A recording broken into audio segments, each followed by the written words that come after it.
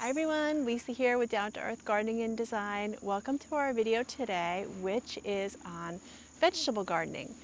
So it is mid-August and I'm out in the vegetable bed and I'm doing some succession plantings here. So I want to show you how to boost your harvest by succession planting. So I live in Connecticut, I'm in zone 6B, and the growing season, we're about halfway through, and we still want to continue to harvest as long as possible. So a lot of people will say, what can I plant in my vegetable bed in August? And actually there are quite a few things. So I want to talk about some tips on succession planting, what it is. I have 3 great tips for you, and I also have some easy vegetables. These are super easy, folks, and I want to share them with you. And then I already have a few started. I'm going to show you what they look like, and I'm going to show you a little planting right here in this bed. So I don't have a lot of space in my vegetable bed.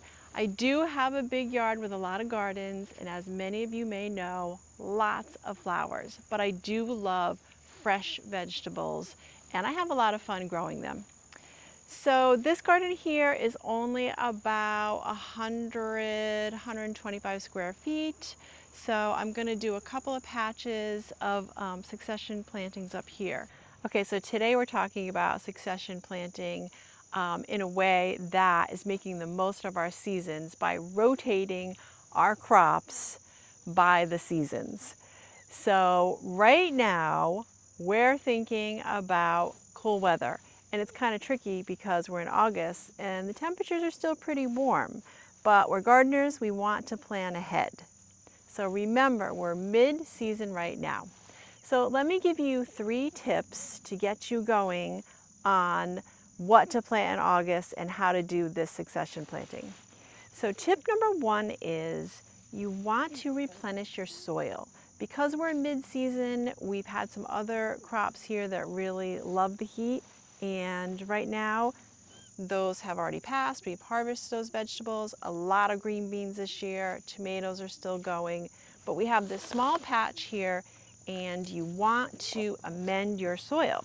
So that's because when you're making the most of your space, like I am, your nutrients get depleted. So with each planting, you really should replenish it. And you can do that with compost. I have some of my own compost right here, or I have in the other area we're planting some bags of some great soil mix that I want to show you. That's another great option. So easy to do. All you want to do is just scuff up your soil. Make sure that it's not compacted.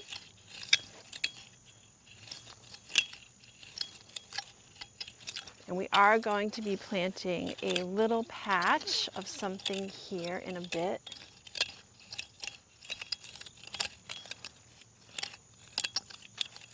So you remove any weeds and rocks. We are in New England, there's always rocks.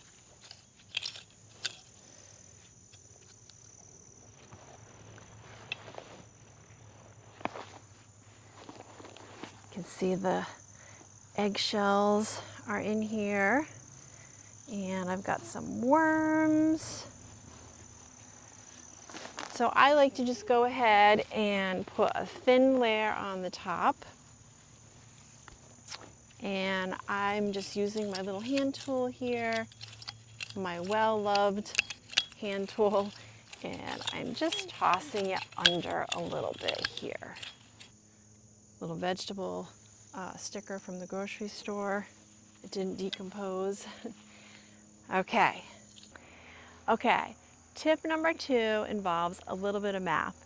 So I am in Connecticut and our first frost comes mid to late October. So right now we're in mid-August. So you think about when your first frost comes and then you kind of count backwards. So for me, I'm thinking I have about 60 to 75 days for my vegetables, so to get to maturity or to harvest. So you want to read your seed packets and you want to look at the days to harvest or the days to maturity. And as long as I'm under 60 to 75 days, and I'm going to show you, you're getting a sneak peek of what we're going to be planting. This is Swiss chard, and it says days to maturity 30 to 60 days. So that means this one right here is a winner for our August planting. So that's really important. But with that said, there are some vegetables, especially your root crops, that don't mind some colder weather. So when the temperature drops down and we have some frost, they're still okay.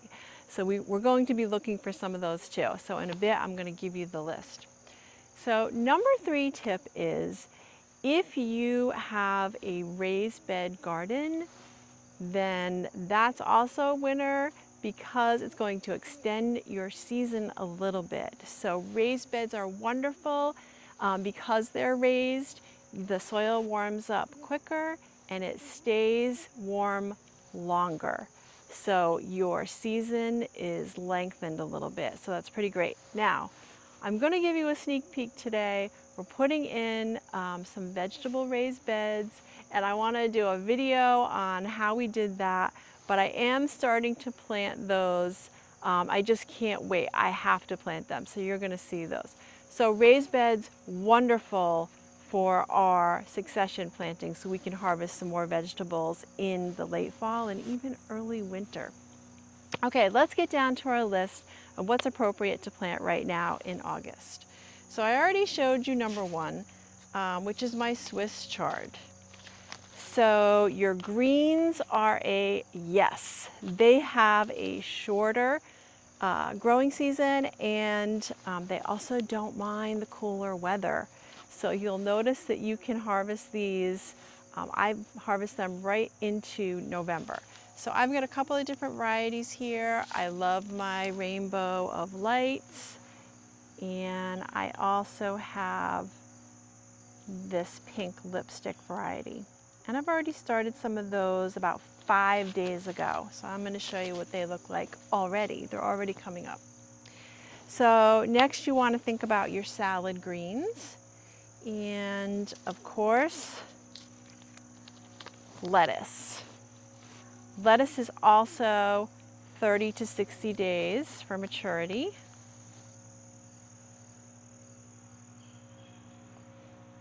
And so these are great because you can harvest the lettuce when they're pretty young. So that's why they're giving you such a big range as with the Swiss chard. So it doesn't have to be, full grown. So it's even tastier when it's just starting to come up. So I have my red romaine. I'm going to be planting a patch of that. So think about your salad greens as well. Okay, speaking of salad, love planting radishes. So kids love planting radishes because they emerge so quickly. So it's really, you're getting bang for your buck, and you really don't have to wait that long. So I have some seed tape here for radishes, 22 days. So you can actually do your radishes again in a couple weeks to extend your harvest on these. I do love the seed tape. I don't know if you have watched the video where my grandson Jonathan and I have used the seed tape, and that was put out in the spring because it's so easy to work with, and with the tape the seeds are already spaced out appropriately. So that's pretty great, easy to work with. Okay, so I also want you to think about root vegetables. So one is beets. Now beets love the cool weather crop. And also carrots, which I can't get my hands on my packet here, but I do have quite a few carrots. I love doing different varieties of carrots, and the thing about carrots is you can be harvesting those for your holiday dinners, because when the weather gets really cold for carrots, there's a chemical reaction and the starch gets turned into sugar. So they're actually sweeter if you wait to harvest those when it's winter. I have a video out on that, and I'm actually wearing a scarf and a winter coat harvesting my carrots for, I think, Thanksgiving or something. So beets and carrots are a must. So you want to think about your greens, you want to think about salad greens, you want to think about your root crops, and last but not least, you want to think about, where are they? Peas. Peas are another great cool weather crop, and they take about 60 to 75 days, and they will take some light frosts. So don't forget your peas. I love the sugar snap peas because they have the edible pods, and you can also harvest them when they're a little younger for your salads because you'll have your lettuce and you'll have your radishes. So that's my list. I'm going to throw the list up for you, and I'm going to get planting because I'm thinking about fall. I'm excited for some cooler weather. We've had a really hot summer here in Connecticut, and I'm going to keep harvesting as long as I possibly can. Okay, this is going to be a little patch of lettuce. It is roughly a 3 by 4 square here. And I'm just broadcasting the seeds. I love this little hidden spot here amongst the tomato plants because it's still pretty hot right now, and the tomatoes are going to shade the lettuce, who lettuce doesn't love the hot weather. So that'll help them get started, give them a little bit of an edge. Okay, we're just going to cover it up.